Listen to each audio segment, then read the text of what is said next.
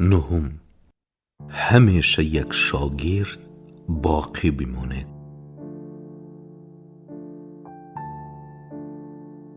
تنها ابزار موفقیت که قطعاً به آن نیاز دارد، صرف نظر از اینکه کارتان چیست، این است که بیشتر و بهتر از آنچه از شما انتظار می رود کارایی داشته باشد و خدمت‌ها عرضه کند. آگ مندینو.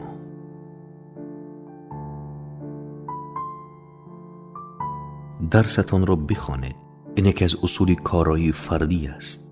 باید بفهمید برای اینکه کارتان را عالی انجام بدهید چه مطالبی را باید بیاموزید. هر چی مهارتتان در خوردن نوع مخصوص از قورباغه بیشتر شود، احتمال اینکه بتوانید زود دست به کار شوید و آن را بخورید بیشتر می شود. یکی از دلایل تنبلی و به تأخیر انداختن یکی از کارهای اصلی، احساسی نداشتن صلاحیت، بی‌اعتمادی به نفس و یا نداشتن توانایی در انجام آن کار است.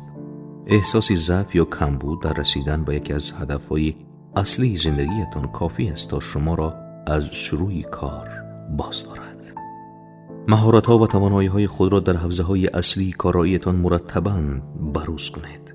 در خاطر داشته باشید که هر چقدر هم کاری را خیلی خوب انجام دهید، دانش و مهارت شما به سرعت زیادی کهنه و قدیمی می شود. همان طور که پت رایلی، مربی بسکتبال می گوید، اگر در کارتان در حال پیشرفت نیستید و بهتر نمی شوید، پس بدتر می شوید. یکی از مفیدترین تکنیک های مدیریت زمان این است که باید کارهای اصلی را بهتر انجام دهید و یکی از بهترین خدمتکارانی که به شما در صرفه‌جویی وقت کمک می کند پیشرفت در مهارت‌های شغلی و فردیتان است. هرچی در انجام یک کاری اصلی توانایی و مهارتی بیشتری داشته باشد، انگیزه بیشتری به انجام آن کار خواهید داشت. هرچی بتوانید کار را بهتر انجام دهید، انرژی و شوق بیشتری به انجام آن کار خواهید داشت. هنگامی که می‌دانید می‌توانید کار را خوب انجام دهید، می‌بینید که غلبه بر تنبلی برایتان آسان‌تر و تحت هر شرایط کار را زودتر و بهتر انجام می‌دهید. مقدار اطلاعاتی بیشتر و یا کمی مهارتی بیشتر ممکن است تفاوتی چشمگیر در میزان توانایی شما برای انجام بهتری کار ایجاد کند. مهمترین کارهای را که انجام می‌دهید مشخص کنید و برای بروز کردن مدام اطلاعات و مهارت‌های خود در این زمینه‌ها برنامه‌ریزی کنید.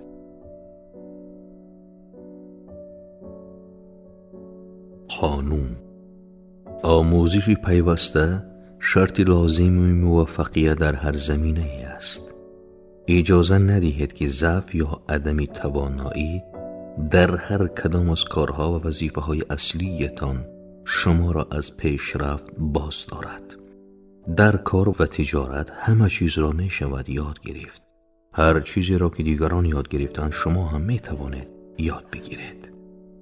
وقتی نوشتن اولین کتابم را شروع کردم، فقط می توانستم با نگاه کردن به تکمه‌های کیبورد حرفا را تایپ کنم. خیلی زود متوجه شدم که اگر بخواهم یک کتابی 300 صفحه‌ای بنویسم و دوباره خوانی و ویرایش کنم، باید تایپ کردن استاندارد را یاد بگیرم. بنابراین نرم افزاری آن را تهیه کردم و 3 ماه هر روز به مدت 20 تا 30 دقیقه این روش را تمرین می کردم. بعد از این مدت می توانستم بین 40 تا 50 کلمه در دقیقه تایپ کنم. با کسب این مهارت تا کنون توانستم کتاب‌های بسیاری را که تا کنون در تمام دنیا به چاپ رسیدند بنویسم. این خیلی خوب است که شما می توانید برای آن که فعالتر و مؤثرتر باشد هر مهارت و توانایی را که لازم دارید کسب کنید. اگر ضروری است شما هم می توانید یک تایپیستی مسلط باشد و بدون نگاه کردن به تکمه‌ها تایپ کنید. یک متخصص کامپیوتر بشوید. یک خریدار یک فروشنده بی‌نظیر باشد. می توانید یاد بگیرید در حضور جمع صحبت کنید. می توانید یاد بگیرید که چطور نوشته‌هایتان تاثیرگذار باشند. همین مهارت‌ها را می توانید پس از آن که تصمیم گرفتید که با توجه به هدف‌های اصلیتان یادگیری آنها ضروری است یاد بگیرید. هر روز حداقل 1 ساعت در زمینه حرفه‌ای خودتان مطالعه داشته باشید. صبح‌ها کمی زودتر از خواب بیدار شوید و به مدت 30 تا 60 دقیقه به مطالعه کتاب یا مجله بپردازید که اطلاعاتی موجود در آن به شما کمک می‌کند تا در حرفه خود کارایی بیشتری داشته باشید. در هر سمینار یا در هر دوره آموزشی که به شما کمک می‌کند تا در مهارت‌های اصلی و کلیدی کارتون پیشرفت کنید و هوشیار باشید شرکت کنید. در کنگره‌ها و جلساتی که به تخصص شما مربوط می‌شود شرکت کنید. به کارگاه‌ها و نشست‌ها بروید. در پیش بنشینید و یادداشت بردارید. نوارهای ضبط شده جلساتی را که در آن شرکت کرده بخرید. برای آن که یکی از مطلع‌ترین و ماهرترین انسان‌های حرفه‌ای کاری خود باشد وقت صرف کنید.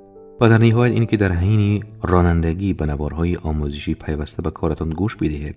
هر فردی صاحب اتومبیل سالانه به طور متوسط 500 تا 1000 ساعت مشغول رانندگی است.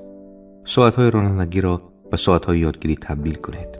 شما می‌توانید فقط با گوش دادن به برنامه‌های آموزشی پیوسته به کارتان یکی از زیرکترین، با کیفیت‌ترین و صاحب بالاترین دستمزدها در حوزه کاری خودتان بشوید. هرچی در مورد کارتان مطالبی بیشتری یاد بگیرید و اطلاعاتی بیشتری داشته باشید، احساس اعتماد به نفس بیشتر و انگیزه بیشتری برای ادامه کار خواهید داشت. و هرچی کارتان را بهتر انجام دهید، توانایی بیشتری برای پیشرفت در حوزه کاریتان پیدا خواهید کرد. هرچی بیشتر بیاموزید، توانایی شما در یادگیری بیشتر می شود. همانطور که با تمرین فیزیکی می توانید موشک‌های بدنتان را قوی تر کنید، با تمرین ذهنی نیز می توانید ذهنی قوی تری داشته باشید. جز محدودیت هایی که خودتان تصور می کنید برایتان وجود دارد، هیچ محدودیت دیگری در سرعت و مقدار پیشرفتتان وجود ندارد. قورباغه را قورت بده. از امروز تصمیم بگیرید که برنامه‌ای در خدمت خودتان را اجرا کنید.